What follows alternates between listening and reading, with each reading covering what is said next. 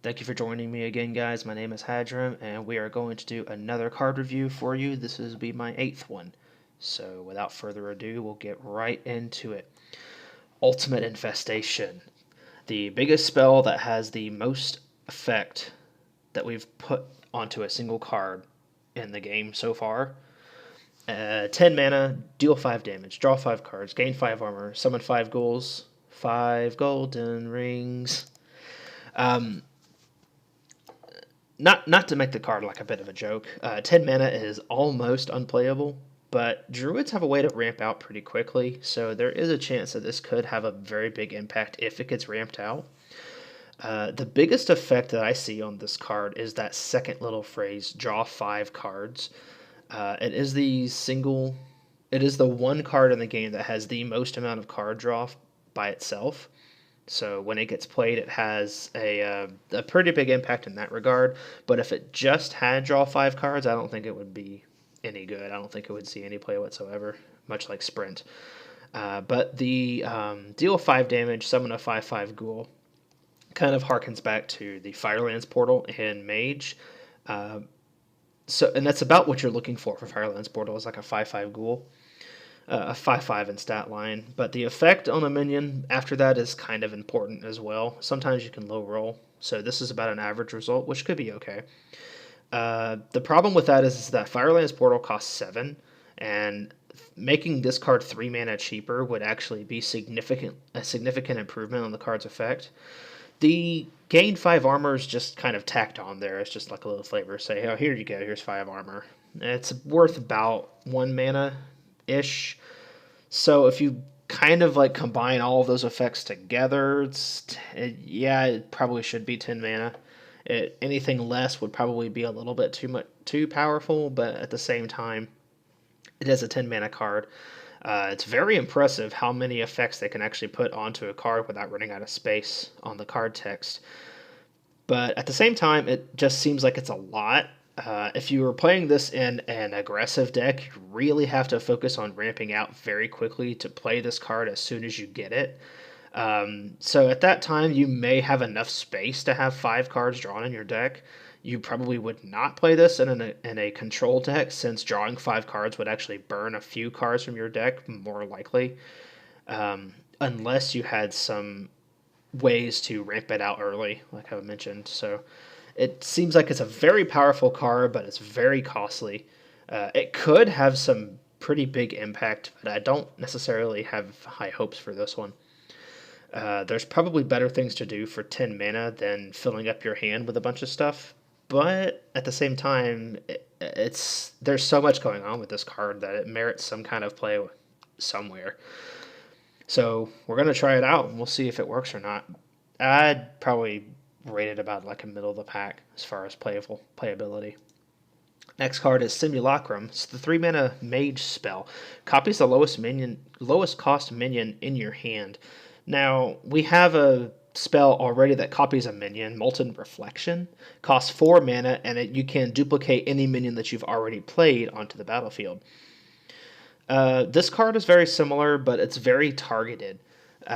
Why we have something that can copy a card in our hand that's not a spell for Mage, but in the same sense, it is very unique. So we have to kind of merit the deck building skills of the player with this card. And I'm thinking of, there's 2 possibilities that you could make the best use of this card. And the first one is to make sure you have no other minions in your hand except for Archmage Antonidas. That way you can double up on your end game value, and you can possibly combo out like something like a Freeze Mage. This also works in Freeze Mage if you use it to copy a Doomsayer or any of your low cost minions that can allow for card draw. But in that sense, you're using 3 mana plus 2 more mana to utilize an effect that's a little bit slower. And using 3 mana to copy a minion that draws cards is kind of worse than Arcane Intellect. So I think there's really one specific scenario that I can think of at the moment that you really want to use for the card, and that is with Sorcerer's Apprentice.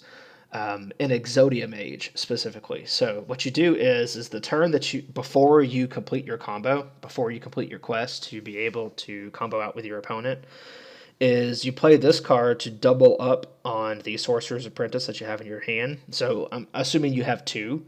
You use this card the turn before to make your third one. So you play Sorcerer's Apprentice, Sorcerer's Apprentice, Sorcerer's Apprentice, and then you Molten Reflection. So, and that all is going to end up being 7 mana. But then after that, your quest is only 1. So you have, that's a good way to set up for the board without having another card like Molten Reflection in your hand, because for 3 mana it does the same thing as Molten Reflection does in that specific deck.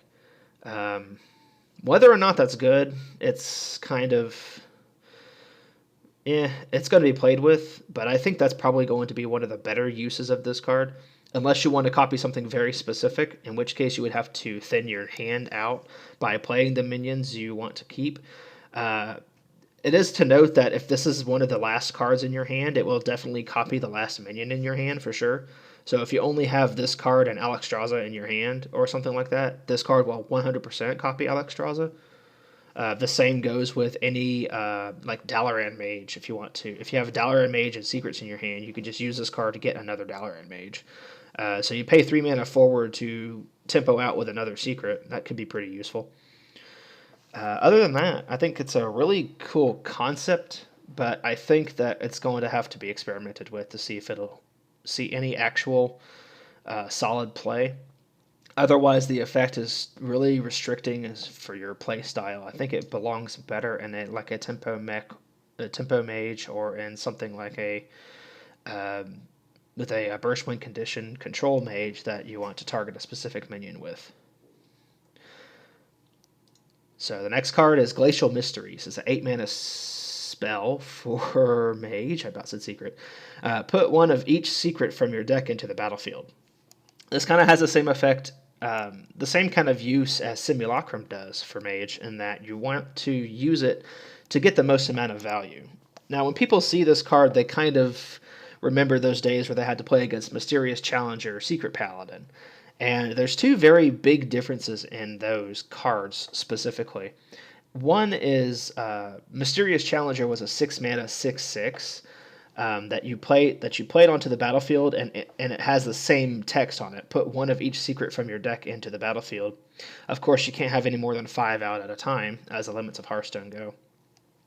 But those secrets, specifically those Paladin secrets, work very well with the 6/6 body that just appeared onto the board, as well as anything else that may happen to be on the board, or anything else that may happen to be on your Paladin side of the board, because each of the secrets work to protect your minions in a way. It works to, like, say, if your opponent has to trade into the 6/6 to kill it, they'll hit a 2/1 instead. If they have to use a spell, it'll resurrect as a 6/1. It gets buffed by Competitive Spirit, it gets buffed by Avenge, and you push a win condition very quickly because your opponent suddenly has to play around what is basically 6 cards just with 6 mana. So, in that sense, it's a very fast, very hard card to play around unless you destroy the secrets. This card is not as threatening as that because, 1, it costs 8 mana, and 2, it's mage secrets. Now, the strength of mage secrets is that you have... I think the strength of mage secrets is that when you play them one at a time, if you have a very specific secret to counter a very specific play, because they cost more, they are more impactful in the fact that it denies your opponent the spell value, it copies their minion that they play. You get extra value for your minions when your opponent plays a card. So all the secrets, if you just put them all on the field at the same time, they all kind of do the same thing, but they all kind of do everything at once. But I think the real strength of this is that you're really wanting to target specific secrets like Ice Block, Ice Barrier. I mean, do you really want to put cards like Vaporize in your deck just so you can gain value from Glacial Mysteries? It really just depends on how well your deck is constructed against some other decks. I don't think Secret Mage would run this card, for one. they have ways of playing the secrets when they draw them, and they have ways of drawing secrets and creating new ones. So, specifically with Arcanologist. So, even then, they're only running maybe 6, 7 secrets in their deck. This card, you need a minimum of 5 to get the maximum value of it, but maybe you don't. Even if you run 3, that's still a 1 mana discount from one of the secrets. 4 might be middle pack, but probably not worth putting a single card in to play 4 secrets at once. Definitely you're going for 5 with this one to get the most amount of value. It's really cool, but I don't think it'll have much use outside of the mage that just wants to screw everybody up. And those tend to exist no matter where part of the ladder you're from, so because those exist, then this card will probably see a 1-of play. Unfortunately, I really hate playing around mage secrets. But it's very powerful, but we'll just have to see if it's actually meta-breaking when you summon a bunch of counterspells in one turn. So Desperate Stand. It's a 2-mana paladin spell. Give a minion Death Rattle to return it to life with 1 health. So Ancestral Spirit in Shaman does exactly the same thing to a better extent in that it revives the minion with all of its stats, not just at 1 health. So at 2 mana, this is basically a worse redemption. But it is targeted, but the fact that it's targeted, does that make it worth an extra mana? To note that this is probably want to be used on a minion with Divine Shield, because we've seen a lot of the Divine Shield strategy come up with Paladin. So if you have a minion with Divine Shield, or if you have a minion with a Death Rattle, this card actually could be pretty good, but at the same time, you probably want to put something else on your Divine Shield minion to where it doesn't die, and instead of resurrecting it. On that note, some very annoying minions that could have Divine Shield are minions like Bolvar Fordragon, minions like... Bolvar Fireblood, minions like Wicker Flame Burn Bristle, minions like Tyrion Forgering. So all of these cards could be very annoying when they come back to life, because you have to waste a lot of resources to end up killing them again. But outside of those situations, this card is probably not in the playable range.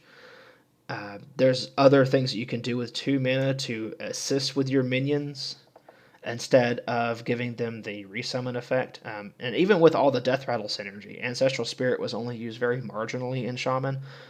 So with the access that Paladin has a Divine Shield might make this thing a little bit different, but otherwise it's just kind of a whatever card, I think. And it really just depends on how well the Divine Shield minions work out, if this card sees any play in those decks, and it's only just going to assist in that strategy, not really win it for them. So next we have Obsidian Statue. It's a 9-mana 4/8. So this is officially the biggest minion in Priest so far. Taunt, Lifesteal, and Death Rattle. Destroy a random enemy minion. So this is kind of on the same... It's got the kind of same flavor as Tyrion Forgering for Paladins, but it's not as strong. But at the same time, it is very strong for Priests. For one thing, it's a 4-attack minion, which means it works very well in the mirrors. But 9 mana is very expensive. So what could possibly make you play this card for 9 mana? Maybe you don't have to. Maybe you just play Barnes in your deck, and you can actually get the 1/1 copy of this minion from your deck.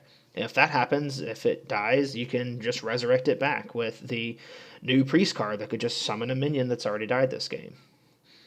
So there are ways to utilize this card without actually playing it. And then the other part is that it's a big minion, has taunt, it has lifesteal. A 4-attack, 8-health lifesteal minion is very strong by itself. But it's in a class that utilizes a lot of healing, and it is very expensive to play. But the Death Rattle is actually kind of what sells the card to me, is that not only does your opponent have to use resources to kill it off, but in that trade, they sacrifice one of their own minions. In that regard, it kind of reminds me of Sylvanas. Sylvanas, you kind of wanted to destroy her when you didn't have a board. That way you could negate her death rattle to take control of an enemy minion.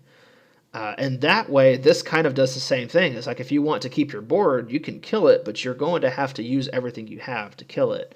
And for a 9 mana minion, that's pretty good. For a 9 mana minion with taunt, that's actually really, really powerful. Not to mention, this can work. This actually could work in a quest priest deck that wants to play a bunch of death rattles. And this is the other minion with taunt that has death rattle that can be brought back by priest. So it could actually see play in that quest priest deck, and it probably will be one of the cornerstone pieces to that deck, since it does have the lifesteal effect on it. So you can stave off a lot of the early game, and then you can use this to gain a little bit of health back. It's actually quite good. It's a very powerful effect, and I'm looking forward to playing with it. It's really cool. I just think it's a little expensive is all. So we have the Rogue Legendary, Lilian Voss. It's a 4 mana 4/5, so it's got Yeti stats. So we're looking for some kind of effect that makes it worth being put as a class legendary. Do we have that? Battlecry, replace spells in your hand with random spells from your opponent's class. So this could actually be very powerful, and this could actually be very bad, depending on what your hand looks like when you play the card. So if your hand is full of, let's say, there's a bunch of cards in Rogue that have not token generation, what am I thinking of? Coins. That put coins in your hand. So you can use those coins to either gain a mana advantage, or you can just replace them with other cards that have something better to do except for gain mana from your opponent's class. That could be pretty good. You can replace like the razor petals that you put in your hand for a bunch of, like, let's say lightning bolts, or you can upgrade them to lava bursts even. Consecrations, brawls, there's so many different things that you can replace them with. There's also some pretty bad ones like rampage, like purify. So the wide variety of cards that you can get with this is really kind of going to hinge on whether you want to risk getting rid of your eviscerates, if you want to risk getting rid of your saps, and if you want to risk getting rid of whatever you discover with hallucination, because it can replace all of the spells you've already stolen from your opponent and recycle those at the same time. Sometimes that can have some good use, but most of the time it's probably just going to be, it's just random. And this would be really good to play in Thief Rogue. I just don't think it'll see much consistent play because the randomness is a big factor. But it is a very good curve play to go right before you play your 5 mana minion that discounts all the stuff that goes from a different class. So, Ethereal Peddler. So, yeah, it's got some pretty marginal play. It might be a little bit optimistic view of the card. It is just a chill win Yeti that may actually be a downside. Or it may actually have a negative effect, because if you turn your Eviscerate into, like, I don't know, a Purify or a Circle of Healing or something like a Humility, it might have some marginal use, but for the most part, if you get a worse spell, it's not going to look good unless you come up somehow with the right situation. I don't think the card's all that great. It's cool flavor, though. So Warlocks have this very interesting card, Treachery. Choose a friendly minion and your opponent gains control of it. So this is the opposite of mind control.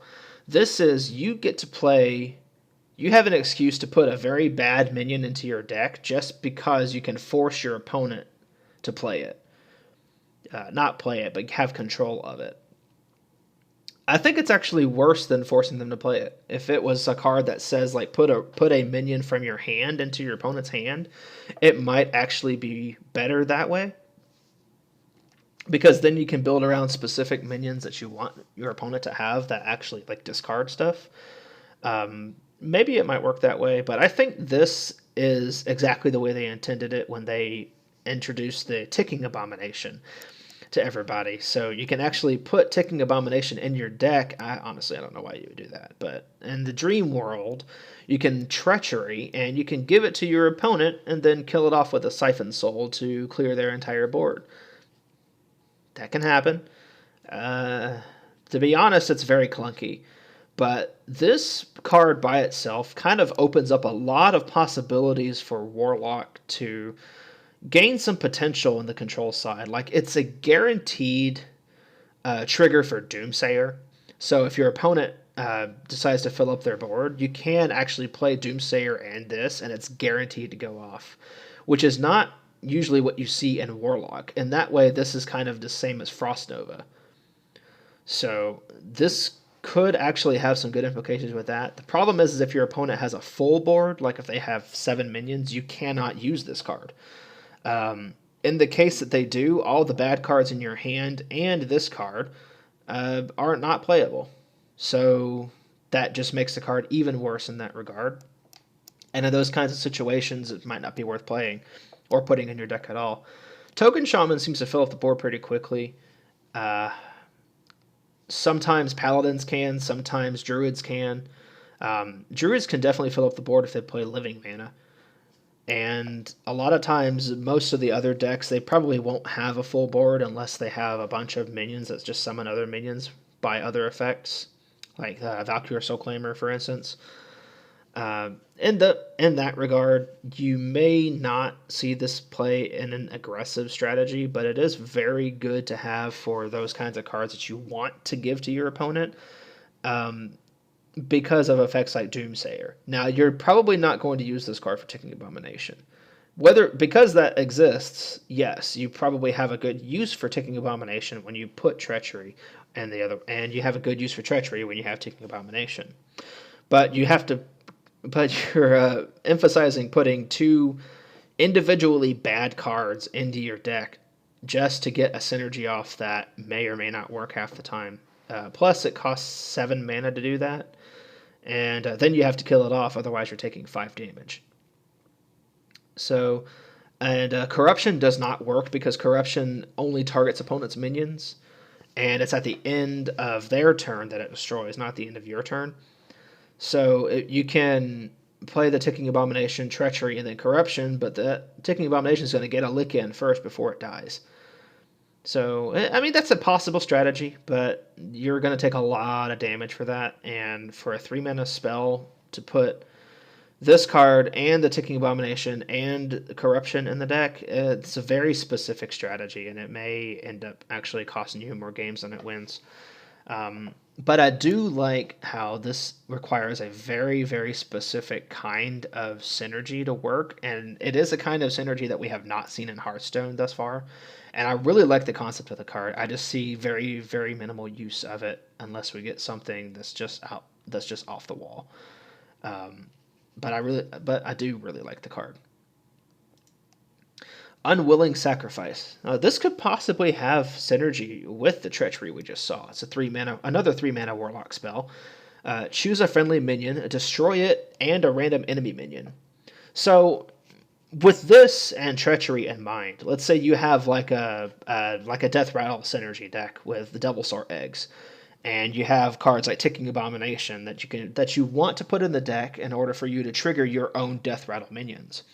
Well, in that case, you actually might have use for Unwilling Sacrifice, because you can give your opponent you can play the Ticking Abomination, give it to your opponent via Treachery, and then play Unwilling Sacrifice on your egg to destroy your egg to gain the 5/5, and destroy the Ticking Abomination, and then anything else that you have to clear the board. Well, the problem is that it's random, so it may not work 100% of the time the way you think it does. This kind of reminds me of the 6-mana Warlock spell, Dark Bargain, where you discard 2 cards from your hand and you destroy 2 random enemy minions. This has got a discount on that by half, so it's pretty powerful as far as destroying a random enemy minion. This can target through stealth, which could be very powerful. You do have to sacrifice your own minion first, but at the same time, you might be able to utilize the effects of Death Rattle that way. So in that regard, it might actually be pretty good. But generally, if it's against an aggressive meta, you probably don't want to be playing this card because, for one, you don't want your own minions to get destroyed before they take care of your opponents. And the random factor can actually be very impactful. So this is definitely a pretty good control card. It's the cheapest destroy minion control card that we have in Warlock. I mean, we already have Blast Crystal Potion for 4 mana. This thing gets it done cheaper, but with a little bit of a downside, more of a downside than just destroying a mana crystal and the random factor, and you have to kill off one of your own minions. But you can build a wave to where this card will work. I'm not optimistic. I think you need more proactive, more absolute ways of controlling the board than this card. But I do like the idea behind it. So this one is Brrrloc. I like the name. So 2 mana, 2/2 Murloc in Shaman, and Battlecry freeze an enemy. So I've talked about freezing mechanics in Shaman already, how we don't really have anything that's too powerful for the effects that we have. So I never really gave it much thought. Does this push it over the top? It makes it more consistent. It is another effect with the instant freeze, like the Glacial Shard. So you do have a lot more of the focus on that, to where you can actually do it more consistently. So you can put Frost Shock in your deck, you can put Glacial Shard in your deck, and you can put Brrrloc in your deck in order for you to just freeze an enemy, and then you can have Moravi to get control of it. And I mean, that little combo costs 8 mana, but at the same time, you're getting value off the card, so that's not too bad. In that situation, I think it harkens to... it might actually see as much play as Hydrologist does in a control Paladin deck. Even though it doesn't utilize secrets or Murlocs at all, it might actually be on the same power level in that specific deck. Now, a deck that it would actually probably see more use of is in a Murloc deck, because in the game where you are trying to protect your Murlocs, this card will do that. There is no taunt Murloc in the game, but this is probably going to be just as good. So when you're playing, like, if you play out your hand of 1-drop, 2-drop, 3-drop, and then you play Brrrloc behind your opponent's minion, and then just like hit your opponent in the face, you buy yourself another turn to assault your opponent. And that could very well be problematic. We've seen how good Glacial Shard is in the unnerfed version of Quest Rogue. In the board control aspect. The thing about that is that you could actually do that to bounce back to your hand to keep freezing your enemy, and then you eventually deal with their board by vanishing and removing everything off the board. So Shaman doesn't necessarily have anything like that to this degree, but in the same way that Hydrologist is used to kind of stave off a lot of the early game or help for a big late game push, this card might actually see some use in Control Shaman that utilizes freeze mechanics. So I actually do like the card. I think it's a funny name, and it's a funny little picture right there. The guy looks like he needs to sit by the fire a little bit. Yeah, so it has some pretty good use. Is it powerful? We'll just have to wait and see. I think like I said, the power level of the card is going to deem whether or not you see a lot of aggressive Murloc Shamans, but I think it does have some pretty good use in Control Shaman as well. So the last one on the list, of course, is the new Rogue Death Knight hero, Valeera the Hollow. Now, the first thing we note here is that it's 9 mana for Rogue, which there are ways for Rogues to stave off until they get to 9 so they don't die. So Rogue is probably one of the better classes to get one of the 9 cost cards for their hero.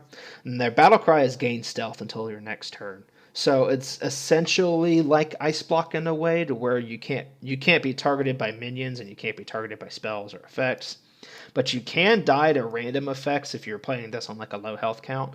So the 5 armor actually is very influential in that regard, to where you actually do survive a lot of those random effects. A lot of them tend to be cards like Hellfire or Mind Blast or other effects like that. So it could actually be very good. It probably wouldn't be good against Greater Arcane Missiles, but very few mages are actually running that card, so you might be safe in that regard. On the other hand, you get this new hero power, Death's Shadow. Now, this is one of the most confusing hero powers that they have introduced, and it's also the only one that you don't have to activate yourself, that they've given to players. You only ever see these kinds of effects in PvE matchups against like bosses from the expansions in the past. So this is actually the first time they give this kind of effect to players. So during your turn, you add a Shadow Reflection to your hand. And this is the Shadow Reflections. So it's a spell, but it doesn't have a cost to it. Each time you play a card, this card transforms into a copy of that card. Now, to stipulate a few things, this basically becomes the copy of the last card you played. So the reason why this is confusing is because it does have a little, for one, it does have a lot of skill involved in trying to make this work out the way you want. But it is basically, you are getting another copy of a card in your hand. With the condition that you have to play out your hand a specific way. So for instance, if you have Edwin Van Cleef in your hand and a bunch of cheap spells, what you can do is you can play out all the cheap spells in your hand with Shadow Reflections in your hand, and then you play your Edwin Van Cleef. Well, your Shadow Reflections will copy the Edwin Van Cleef you just played, so you can play that spell, and it's Edwin Van Cleef again, and then he gets another 2/2 because you just played another card. So in the way it does copy over, there was a video that on the reveal that they showed, Savitz is the one that revealed this card. He showed that two Arcane Giants were in the hand. So when you play Arcane Giant and Arcane Giant, this card becomes the third Arcane Giant. So you actually played 3. So you created a new card. And some general rules about the card were actually told up here, and I'm actually going to use a little cheat sheet here just for a little bit of clarity. You can never have more than one in your hand because what happens is that at the start of your turn, it only happens during your turn. So at the start of your turn, you gain the Shadow Reflections. At the end of the turn, it leaves. So if you don't play it, you don't keep the copy that's made. In this way, it's kind of the same as Sherazin Corpse Flower. If Sherazin died, it becomes inactive, and this new little pod minion that you have to play 4 cards in order for it to resurrect. But you have to play those 4 cards on your turn. So if you played 3 cards, you don't get the resurrect effect. But then when your next turn starts, the counter resets. So you have to play 4 cards during that turn, and if you still can't do it, you're not going to be able to resurrect your Sherazin. So in that regard, Shadow Visions or Shadow Reflections you only have it during your turn, and it only copies the last card you played. So kind of like thinking along the same lines is that you kind of have to, the most use you can get out of this card depends on how well you can play the rest of your hand. So with those kinds of effects, we have to look at certain different effects like preparation, like cards that have other discounting. This card will copy preparation when you play preparation, but because of the rules of preparation, the Shadow Reflections doesn't copy the discounted card. So if you prep into Sprint, for instance, Sprint will be 4 mana when you play it after your preparation, and you'll draw your 4 cards. Well, then your Shadow Reflections will become Sprint, but it's going to be at the 7 full cost. That's not because of the rules of Shadow Reflections, that's because of the rules of preparation. So this kind of has like a little sub-tier underneath the actual cards in your deck, which I think is kind of important to note because of certain mechanics that happen in Hearthstone and for card design in general, which I really like. And so yeah, other cards like Shadow Step, Emperor Thaurissan, other cards that can reduce mana costs, the Shadow Reflections will not copy the reduced mana cost of that card because it transforms into a new card every turn. So in a way, it is kind of similar to how Shifter Xeris becomes a random card at the start of your turn, but Shadow Reflections doesn't look like it carries over the reduced mana cost from that. Shifter Xeris will. Molten Blade acts the same way, but this is more of you can put something in your hand that actually copies something that's in your hand as has a little bit of a limitation to it. So there's definitely a skill cap with this card. You could definitely see this card being played in like a value-oriented kind of control rogue. And it's probably going to only see play in that kind of deck since Valeera the Hollow costs 9 mana. So you're looking at something that is kind of value oriented, kind of like Brrrloc. You have hallucinations and you have other cards from other classes, so you can even utilize it to that degree. Or you can utilize it in a combo version of Rogue where you can utilize more spells power for your combo. Like you can use it for eviscerates, you can use it for sinister strikes, and then some of those and something else at those degrees. So it's really going to depend on how well you can balance your deck for the late game. And I'm really looking forward to trying to play around with the card. I don't know if I'll be successful, but we are definitely going to give it a shot. Anyway, that is it for this review. Stay tuned, and I will have my next review up very shortly. So I hope everyone has a good night, and we will see you later.